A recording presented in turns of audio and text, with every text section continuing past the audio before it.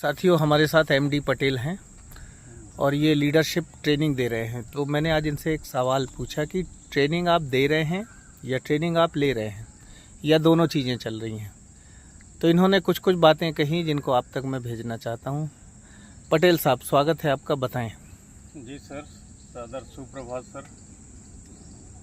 वास्तव में जब यहाँ डाइट में जो है डीआरजी के रूप में आया तो पहले तो प्रशिक्षण देने के लिए आया, लेकिन जैसे ही हम लोग आगे की ओर बढ़े और जब समता, समानता और समानुभूति में आए तो वहाँ पर फिर सर एक जो टीचर का दर्द होता है वह झलका और समझ में आया कि कक्षा में जब हम लोग पढ़ाते हैं तो देखते हैं यार कि एक बच्चा समझ गया, दूसरा बच्चा जो है हमारी बातों को नहीं समझ पा रहा है। तो वहाँ पर फिर उसके दर्द को हम लोग अपना दर्द समझते हैं और उसकी कठिनाइयों को दूर करने का भरसक प्रयास अब और ज़्यादा करेंगे। पहले तो कर ही रहे थे। यही तो सर राष्ट्रीय शिक्षा नीति 2020 भी कह रही है। वास्तव में वर्तमान समय में जो ज्ञान और समझ है कोई अस्थायी वस्तु नहीं है, बल्कि नए ज्ञान और जो नई समझ है इसके प्रकाश में अपने आप को हम शिक्षकों को हमेशा अपडेट करते रहना चाहिए।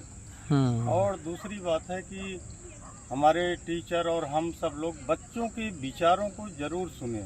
इससे हमारा छात्र जो है सशक्त होता है और उसका आत्मविश्वास भी बढ़ता है। और ये एक और शब्द आया था आपके यहाँ, समालोचना जी। तो आप अपने बारे में क्या देखते हो? हाँ सर, पहले समालोचना में ऐसा था कि जैसे मान लीजिए कि स्कूल में है, कहीं समाज में, वातावरण में है, तो कुछ बातें आलोचना में अपन थोड़ा सा उल्टा या बुरा लगता था। जी जी जी। लेकिन सर प्रशिक्षण के दौरान इसमें इतनी समझ और सोच विकसित हुई समालोचना से कि वास्तव में ये अपने सुधार के लिए बहुत अच्छा पॉइंट लगने लगा कि आलोचना से ही तो सुधार होगा, और बड़ा अच्छा लगने लगा इसमें। तो काफी परिवर्तन हुआ सर हमारे टीचरों में। मतलब हर आदमी अच्छाई और बुराई का पुलिंदा है। बिल्कुल, दोनों चीजें हैं उसके अंदर। बिल्कुल सर, बिल्कुल। आलोचना को तो स्वीकार करना पड़ेगा और उसी से आपका सर्वांगीण विकास संभव है। और आपने लगातार मॉर्निंग वॉक भी आप कर रहे हैं, शरीर पे काम कर रहे हैं। जो है तो कई सालों से जो है लगातार मॉर्निंग वॉक कर रहे हैं। आज इधर आ गए तिलक कॉलेज एरिया में। आपको क्या लगता है कि अगर टीचर्स अपनी हेल्थ पे काम करते हैं, अपनी हेल्थ का ध्यान रखते हैं, रूटीन को व्यवस्थित करते हैं, तो इसका फर्क कक्षाओं में आएगा क्या? बिल्कुल आएगा सर।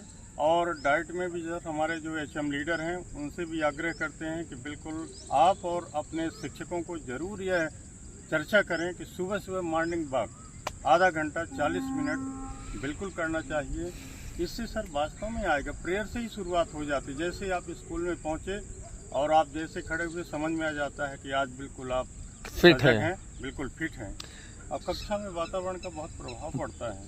जब चलिए, आप स्वस्थ हैं तो बहुत अच्छी शिक्षा बच्चों को दे सकते हैं। आप सदैव फिट रहें, हिट रहें जी, और सबके प्रिय रहें। थैंक यू सो मच, बहुत बहुत धन्यवाद।